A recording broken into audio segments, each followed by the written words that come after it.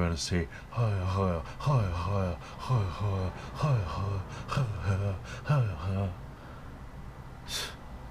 the Hittite proper name, Ahastari, which is of that of the brother Zohar, father of Ephron, who said Machpelah to Abraham, who sold Machpelah to Abraham, is almost identical in form with the Huron Hashtaran of today. So he's saying that they sold the cave to Abraham, and it's identical to these people. And this is Canadian research. They got the books, the whole book you can find online. Okay, look at the Hittites. You think I'm playing? Look at the face. Look at the face. Look at the face. Look at the face. Look at the face. Look at the face. Look at that. Look at that. Look at here. Look at. Come on now. Don't be blind to the facts. Just a bunch of dirty rats. Premiering with you today, that code has to do with this large number and growing number of artifacts that are being found in South and North America that bear cuneiform inscriptions. Most of them are tablets with messages. The odd part of it is they all date to the same precise time. The artifacts in Bolivia, the artifacts found in Ohio, in Montana, in Oklahoma, in Georgia, all have on them what is a date indicator. And the date, it goes back 4,050 or so years, approximately. So why would all these artifacts that have cuneiform inscriptions have the same date when they're found all over the place? Something massive happened. Right. Well, it happens that there is an initiative right now going on investigating the destruction of Sodom, the famous Sodom and Gomorrah of the Old Testament, of the book of Genesis, the first book in the Bible. And that... So it's been said that he'll show you that they cannot find Sodom, but there are Sodoms over there somewhere. It's been said that a lot of what happened in the Bible is actually happened here, and I can prove it. And some say that Sodom and Gomorrah was in Vegas, in those desert areas, and it's been all turned to desert after the destruction.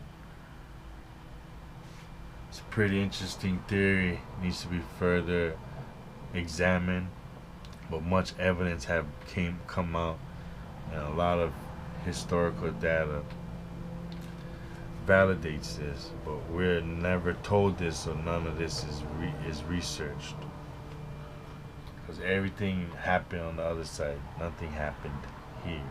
Yeah, here is littered with pyramids. Here is littered with ancient megaliths that must have been from aliens because it is too advanced. That book that is going to be released in December outlines trade networks that were at work in relation to where Sodom has been identified and what role Sodom played in the trade network. Sodom was one of these capital hubs of a vast trade network. The empires, these five different played in the trade networks. Okay, now we know get Moab, Utah area.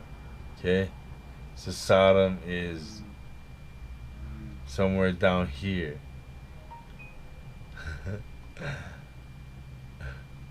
What's down here if this is America? This is California. This is Vegas. Right? Sodom was one of these capital hubs of a vast trade network. That empires, at least 5 different empires, all had trails to get to. One was called the King's Highway. And so this brought the Hittite Empire, the Assyrian Empire, different empires in. The remnants, the last phase of the Sumer Empire down around the Gulf, the Persian-Arabian Gulf area. Right. So if it was between 4,000 and 4,300 years ago that this great tumultuous event happened, the earthquake at Sodom, the balls of methane that were released that burst into flames, the sliding of the city virtually into the Dead Sea. All of that happens at the same time, approximately, we could narrow that 300-year period. Right. Happens at approximately the same time. So this would account for why over here we end up with all of these artifacts that have been vetted by very prestigious universities, by top-notch investigators and scientists in different fields, and the vetting has proven all of these to be very authentic. Everybody's scrambling to find explanations. Well, I broke the code. I got the explanation, and it's a lot simpler than anybody could have dreamt. Let me just continue on one point here. Rodney, who's been my research assistant through this, and I took a trip down to Idaho to look into some archives and so forth. And perhaps, Rodney, you might want to speak a little bit about that, what it was we did. And yeah, we just went down to the Nez Perce Research Center, and we got little bits of info here and there in the research we got to do, and just led us down the trail of more of the spirituality and religious aspects of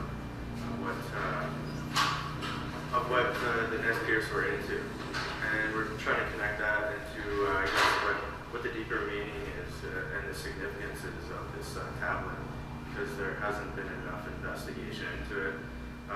Here, Vine Deloria, he speaks about the tablet in Red Earth, White Lies as being something that is showing us as connected, interconnected, intercontinentally. And yeah, I just believe that there is something much bigger going on here than what European, Eurocentric history is telling us. and Rodney, by showing us. And yeah, something that is showing us as connected, interconnected, intercontinentally. And yeah, I just believe that there is something much bigger going on here than what European, Eurocentric history has been telling us. And Rodney, by showing us, you mean us indigenous people, because like Brina is going to be speaking with us in our roster, and she's Assyrian, and Assyrians today are considered indigenous. And maybe you could mention a little bit about the Assyrian nature to the tablet that was found in Chief Joseph's medicine bag. You see how it's us. All this is another way for white people to say we native to this land, because we the ancestors of these Hittites. What happened was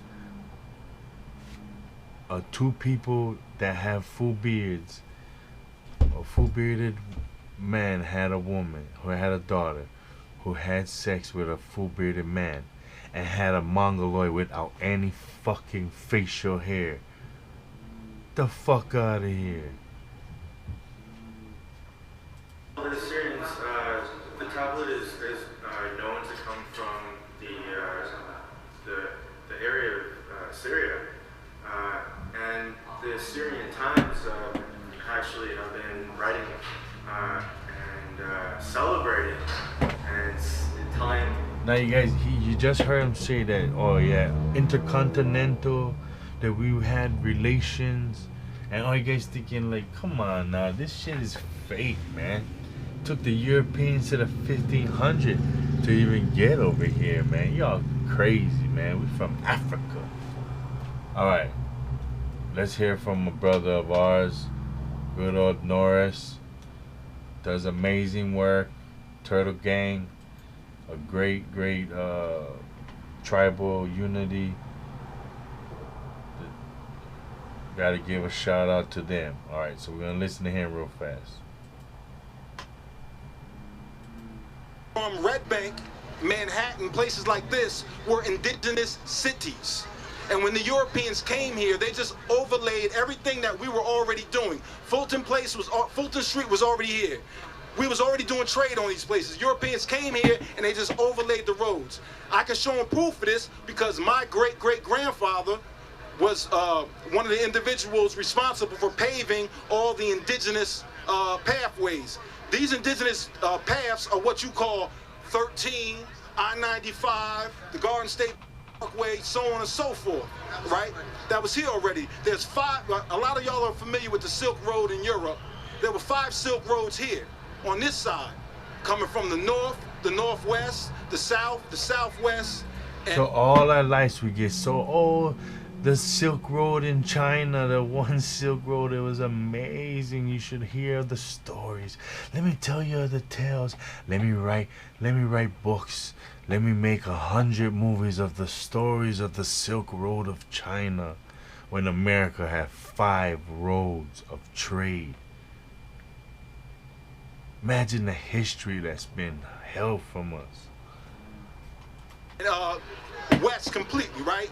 These 5 roads, these 5 trading routes, all coalesced, or they all met up at a place called the Navasink River. From the Navasink River, you would float your goods up to what we call Manhattan. Manhattan was a place of trade. That's why it was deemed the World Trade. That's why the World Trade Center was built here, because Manhattan has always been a place where the nations came to trade. Manhattan, where the nations came to trade. As far as Europe, South America, North America, Canada, I'll give you an example, right? They tell you about Harriet Tubman and the Underground Railroad. The Underground Railroad was native